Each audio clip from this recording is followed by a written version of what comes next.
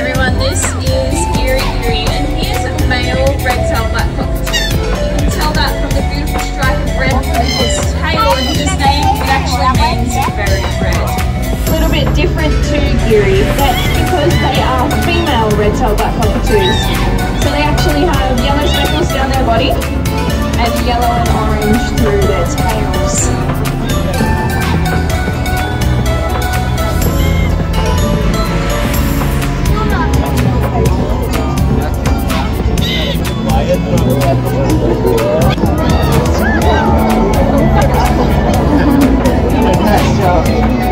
Now, like Geary, both of these birds, their names have meaning as well.